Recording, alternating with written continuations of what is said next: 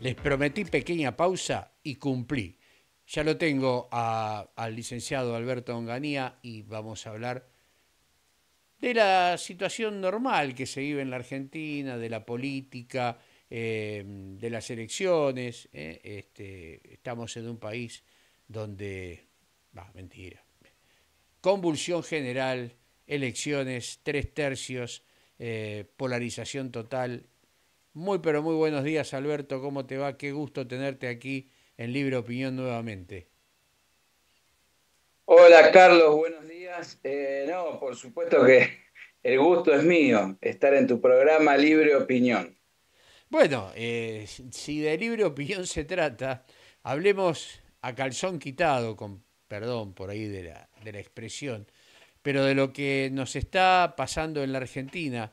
Realmente, yo no digo que convulsionante porque algo ya se veía, pero que realmente nos hemos encontrado con sorpresas y vaya que sorpresas, porque no solamente Milei, digo porque es figura solitaria en cuanto a su proyección a la presidencia de la nación, sino lo que pasó con Juntos por el Cambio y Unión por la Patria, donde incluso hubo traiciones bastante importantes en el conurbano bonaerense y Massa estalló. Y bueno, dentro de esos estallidos pagamos las consecuencias todos los argentinos. No sé qué pensás vos.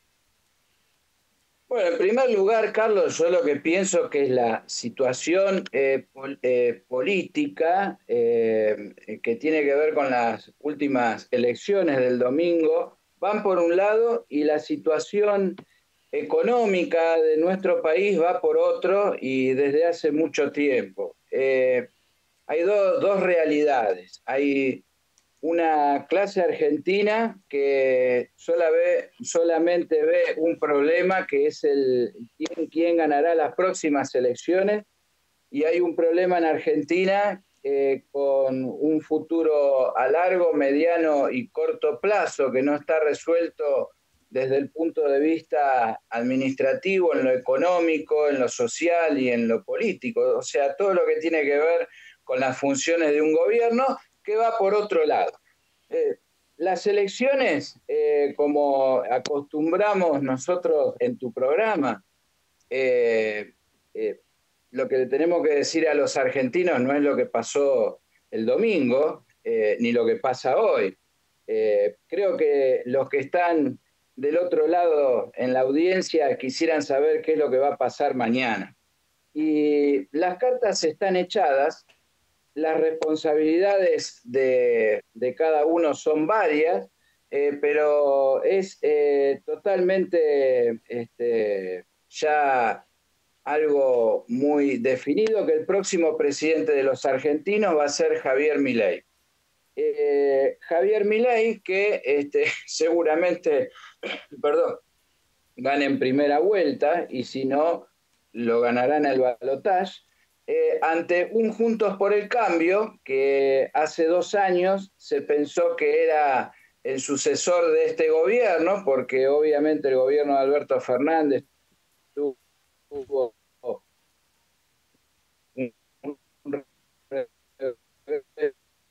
de los cumpleaños, viste, que cuando se rompe todos los chicos se tiran y se empujan y quieren todos agarrar el caramelo. Bueno, eso es lo que hizo el principal sector de la oposición. Pensaron que el próximo presidente saldría de Juntos por el Cambio, se pelearon, se empujaron, se agarraron de los pelos, dieron una muy mala imagen al electorado y todo terminó con el más votado, Javier Milei, pero por mucho, prácticamente va a pasar el 40% en octubre. El gobierno que es más criticado, con un candidato a presidente que es responsable de la economía que no logra manejar. Cuando él tenga otras funciones, además de la cartera económica si quiere ser presidente. No sé explicarle a los argentinos que cuando sea presidente va a poder manejar los problemas de la economía. Si hoy, cuando su tarea se circunscribe a la economía, no lo puede hacer, no se sabe cómo lo va a hacer. Bueno, con todas estas en contra, el candidato más votado, Milei. El segundo candidato más votado fue Sergio Massa. Y después, bueno, viene Patricia Bullrich, Larreta, que prácticamente una sorpresa para quienes apostaron a Larreta presidente, y creo que una sorpresa también para Larreta mismo. Entonces, lo que tiene que saber el oyente, el que mira tu programa, es que desde todo lo que va a pasar, la estrategia de Bullrich, esta fantasía que tiene Juntos por el Cambio, porque es una fantasía de pensar de que, bueno, sumamos lo que me votaron a mí, más lo que te votaron a vos, Horacio, somos tal porcentaje, nos falta tanto, y vamos, no, muchachos, no hagan más esa cuenta. El que votó a Larreta no la quiere a Bullrich, y el que votó a Bullrich no lo quiere a Larreta, porque son antagónicos. El votante, si bien ellos por ahí se pueden abrazar, tomar café y ser amigos, que pueden hacerlo, el votante es otra cosa. Y hoy, como siempre sabemos, que el futuro es de los jóvenes, hoy los jóvenes han definido la elección, porque gran parte del electorado que no fue a votar no pertenece a esta franja de jóvenes que definió la elección. Muchos votaban por primera vez, votaron a Milei, y muchos jóvenes que ya habían votado también votaron por Javier Milei. Vale decir de que lo que viene es muy claro. De acá a octubre vamos a ver toda una puesta en escena que ya sabemos cuál es el final. Ahora, ¿cómo llega este hombre a tener la mayoría de los votos? Bueno, eso es algo que repetidamente lo venimos diciendo. Nosotros en tu programa, y yo lo digo en otros programas, acá tenemos un sistema que quienes financian todo este sistema son los que ponen en la mente de la gente quién es el candidato posible a votar. Y no es que hay uno que le paga a Milei para que haga propaganda, otro que le paga a Burley. Ellos le pagan un poquito a cada uno. Porque la supervivencia del sistema necesita de certeza, de que va a seguir subsistiendo. Entonces, el mismo que financia a todos estos candidatos apuesta por todos, y después va a haber alguno que influya más sobre la opinión pública y se garantizan que gane. Cada uno tiene su discurso, cada uno tiene una forma de venderse ante el votante. Obviamente que Larreta no podía hacer otra cosa que venderse como conciliador, como alguien que no es duro, que trata de hablar. Patricia Bullrich tenía digamos, esa característica de mostrarse como dura de la alianza, desde aquel tiempo que se le paró de pie a Moyano en un programa de televisión, se hizo esa fama. Entonces ella tenía que representar lo duro, y después, para el gusto, el tercer gusto, se forma a Javier Milei, que es el anticasta, la antipolítica, los políticos son toda una mierda, vamos a volar el Banco Central, vamos a terminar con todo, que en definitiva es los que ahora pueden verlo a través de los medios de comunicación. En cada programa se abraza con un político, o sea que no eran tan malos y no todos eran casta, parece. Entonces, todo esto es una obra de teatro que montan elección tras elección, Y lamentablemente, siempre hay un ganador, por supuesto, pero lamentablemente el perdedor siempre es el mismo.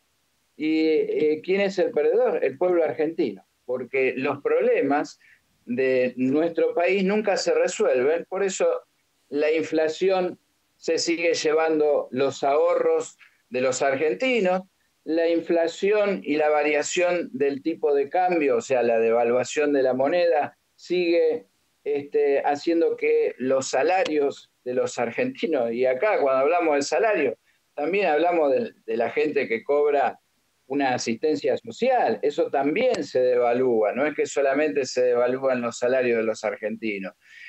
El país se sigue empobreciendo, ya no saben cómo tapar las cifras para que nadie se entere de que la pobreza en Argentina pasa al 50%, dentro de poco estaremos en el 60%, algo inexplicable en un país con los recursos que nosotros tenemos y que hace apenas, porque la historia de los pueblos tienen cientos de años, en el caso nuestro, y en Europa hay países que tienen miles de años de historia. Esto es apenas en 40 años, que la pobreza se disparó de 4 o 5% a prácticamente más de la mitad de los argentinos. Entonces, este es el gran perdedor de cada elección, de esta, de la anterior y de las sucesivas. Pero hoy tenemos que ser conscientes que de estos tres actores que actuaron su personaje en estas elecciones, ganó el que representa al futuro de los argentinos, que es la juventud. Entonces, bueno, la juventud, en base a la formación que han tenido en nuestra querida Argentina, han decidido que Javier Milei va a ser el próximo presidente. Eh, ¿Tenés la plena certeza? Por supuesto, tengo la plena certeza de que por más que se junten a tomar cafecito y se hagan un poquito de tiempo para pensar en cuál puede ser y digo que se hagan un poquito de tiempo porque lo único que están haciendo es, la reta dice yo quiero el 40% de los cargos, Burley le dice no, mirá, yo te puedo dar el 30%, están todavía pensando en sí mismos, pensando en los cargos, en los lugares, en los puestos. No se dieron cuenta todavía, en Juntos por el Cambio, no se dieron cuenta que aislarse del resto de la política argentina y aislarse, lo digo con respecto a los candidatos y a los funcionarios que ellos tienen en sus gobiernos, en sus sectores gubernamentales. Se aislaron de todo, principalmente el PRO.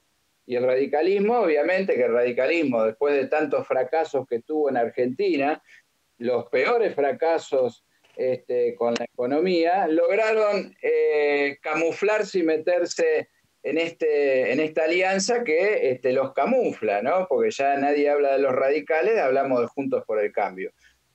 Esto que hicieron y que van a seguir haciendo de cara a las elecciones, los deja fuera.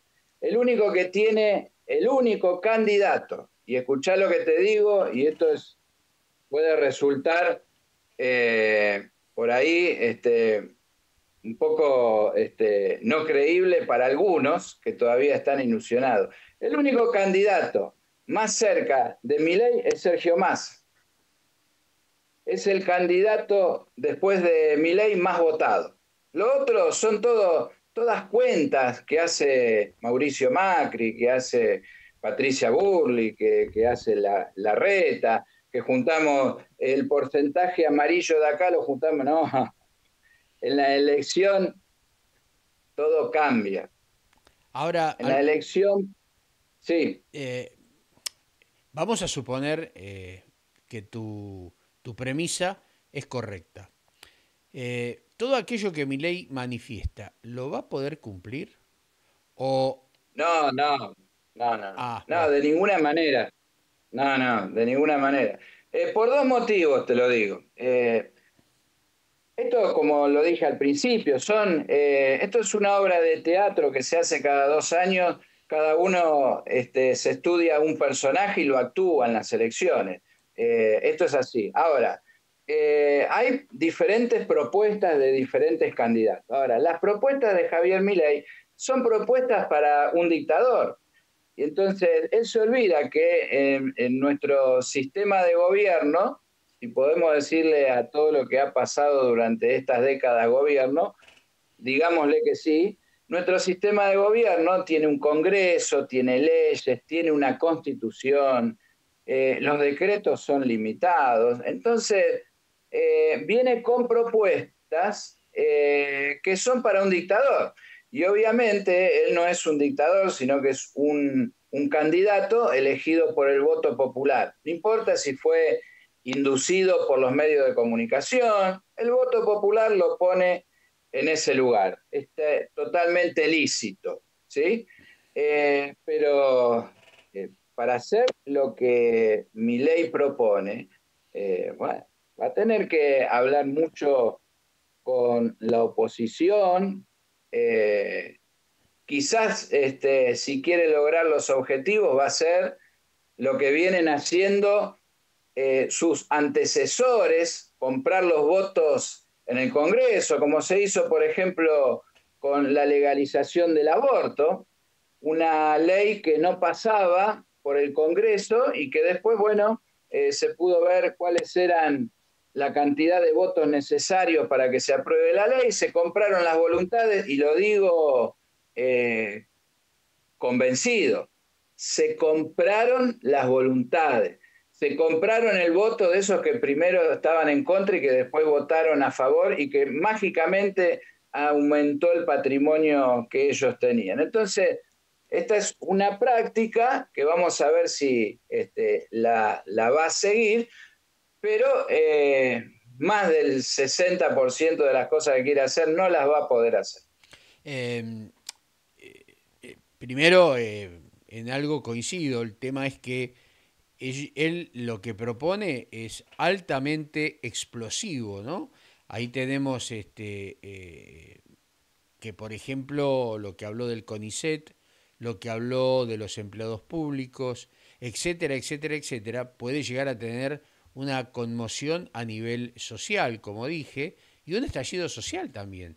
Porque para hacer eso, en teoría, con lo poco que conozco de economía o lo que he estudiado, si no tenés una reacción contraria a la que vos tomás, eso va a confluir en una explosión. ¿Por qué? Porque si vos despedís gente, tenés que crear las situaciones laborales para que esa gente, obviamente, siga teniendo un ingreso.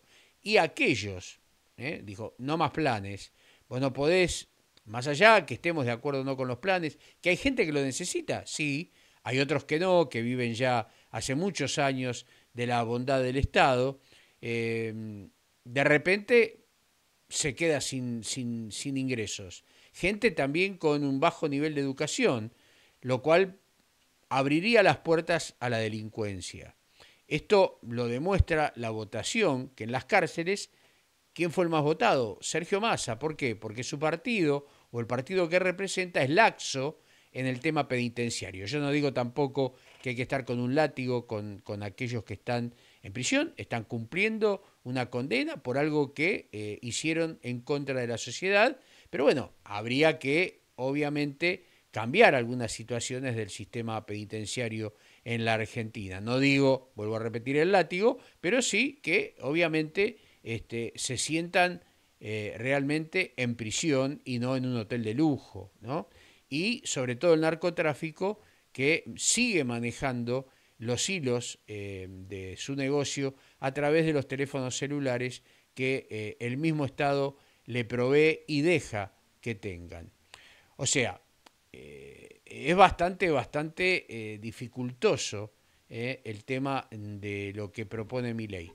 Obviamente yo creo que la juventud, cansada, como vos dijiste, de los políticos, porque yo entrevisto chicos en la calle, hablo con los hijos de con los amigos de mis hijos, y todos dicen lo mismo.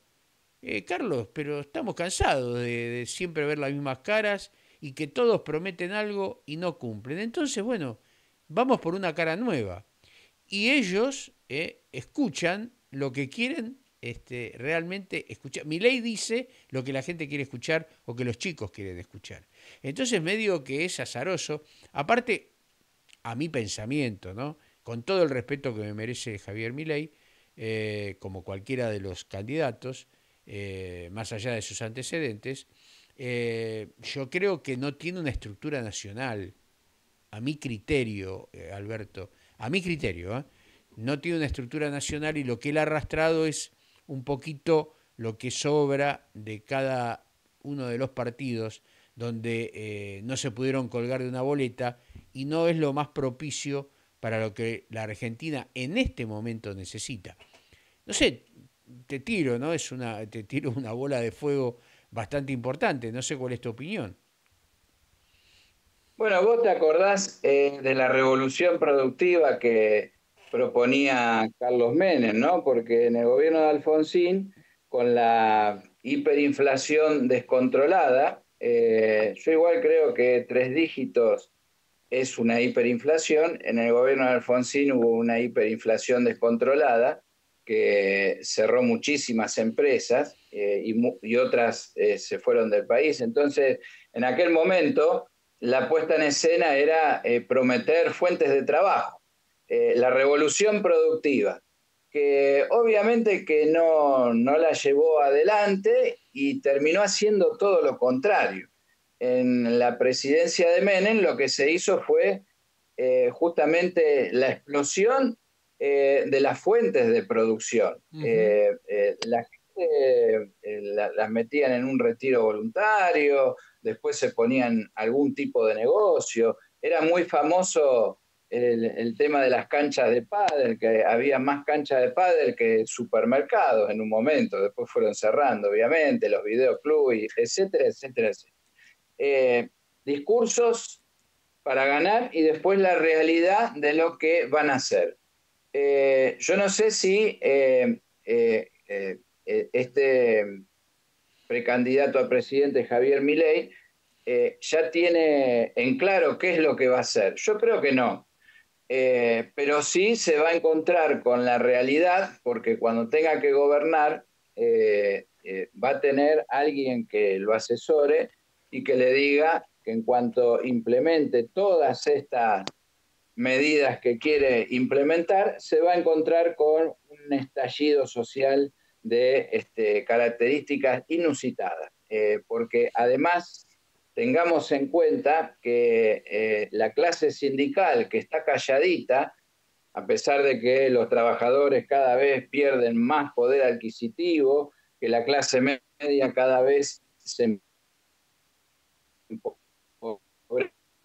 más y va a desarmar parte de la clase pobre, están todos calladitos. El año pasado lo único que hicieron en la CGT fue el 17 de agosto, justamente para la fecha de nuestro prócer José de San Martín, una manifestación en apoyo al gobierno. Entonces, todos estos que hoy están calladitos, se les van a ir encima, además, hoy no dicen nada y que piensa detonar Milei con sus reformas. Podrá ser para la foto, cerrar algún que otro ministerio, mandar un proyecto al Congreso para cerrar el Banco Central, que entrará en el túnel de las discusiones y que no se aprobará. Prácticamente no hará ni el 10% de las medidas que él está anunciando. Mandará proyectos de dolarizar que entrarán por el túnel del Congreso y nunca se aprobarán. Si es que quiere gobernar 4 años.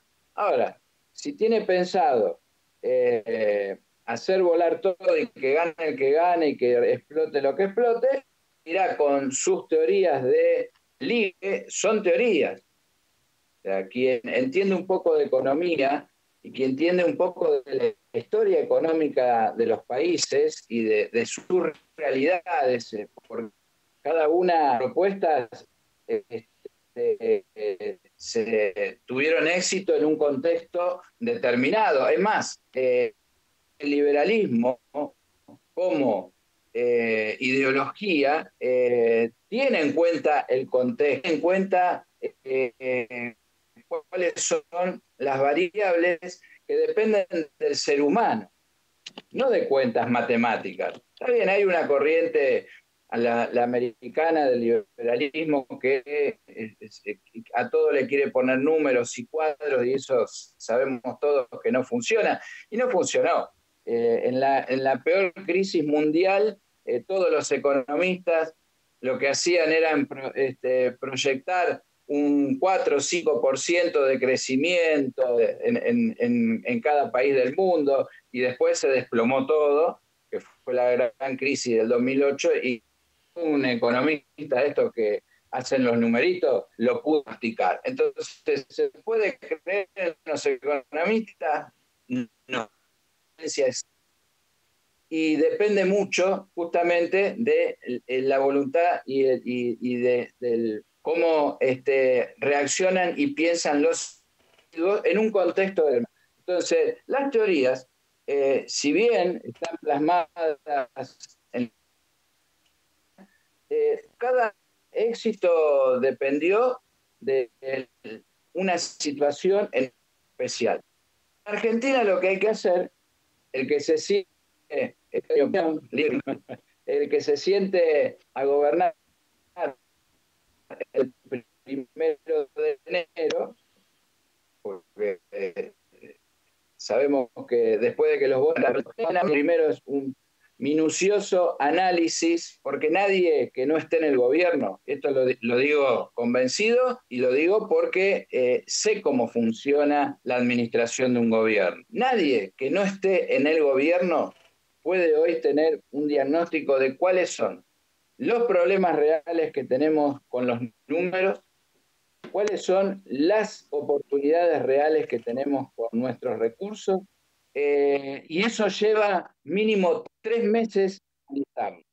Así que quien se siente en enero le va a llevar hasta marzo del 2024 tener una foto real de qué es lo que pasa en Argentina. Nosotros podemos ver todos los días en la realidad cuáles son las consecuencias de lo que está pasando en Argentina, pero una foto real de qué tenemos y qué hay que solucionar y con qué contamos para solucionarlo, eso va a llevar un tiempo y un equipo especializado, pero no un equipo de charlatanes mediáticos que hablan de economía y que hablan de que hay que hacer esto y aquello. Un equipo técnico especializado para resolver estos problemas. Y si resolvemos los problemas de Argentina, será un ejemplo más en los libros de economía de las universidades el caso de Argentina. Entonces, yo creo que todas son propuestas muy superficiales. De hecho, hay problemas que no se animan ni a hablarlo porque no saben ni cómo lo van a solucionar. Vos lo dijiste recién, la gente que cobra un plan social. El problema es la gente que cobra el plan social. O sea, el verdadero problema es que hay muchos años que tenemos de argentinos que se le dijo, vos no aprendas nada, vos no te capacites en nada, vos no desarrolles habilidades en ninguna cosa, yo te pago el sueldo. Y ese es uno de los problemas. Porque si bien viene que van a venir las inversiones, que vamos a abrir fuentes de trabajo, ¿y quién va a ir a trabajar? Vamos a tener que importar mano de obra. Perfecto. Hay muchos casos en el mundo, hay muchas economías que han crecido, que han tenido que importar mano de obra. Pero ¿y qué hacemos con todos los argentinos que no se formaron, no se capacitaron, no aprendieron ni una profesión, ni un oficio, ni una disciplina, no han sido profesionales en nada? Entonces, ahí partimos del primer punto, que nadie ofrece ningún tipo de propuesta. Por otro lado, vos hablabas recién también de dónde van a ir a trabajar todos estos que van a despedir si no hay fuentes de trabajo. Yo lo he comentado en varios programas y he hecho una analogía con un país que tiene similar cantidad de habitantes en Europa, que es España, y no es uno de las mejores economías de Europa. España e Italia son, con Grecia son las peorcitas, ¿sí? No son grandes economías, tienen muchos problemas y no es de lo mejor. Pero bueno, España, que más o menos tiene unos 47, 48, 45 millones de habitantes como nosotros, eh, tiene una cantidad de empresas que pasa los 3 millones y medio. Entonces, si vos analizás un país que tendrá la cuarta parte de los recursos de Argentina y en extensión, no sé si un 20%, un 25% extensión territorial, tiene 3.600.000 empresas, bueno, ahí es donde trabajan los españoles. Decime, a ver, Carlos, ¿cómo podemos explicar en Argentina que tengamos 600.000 empresas aproximadamente? Explícame. Claro, ¿de dónde sacan el sustento, esa masa de mano de obra calificada para trabajar en un país que tiene 600.000 empresas? Bueno, ahora Milei, ¿qué propone? Más desocupados, más gente a buscar trabajo. ¿A dónde? Y por otro lado dice, vamos a terminar con los planes. ¿Y cómo? Hay falta de seriedad en las propuestas.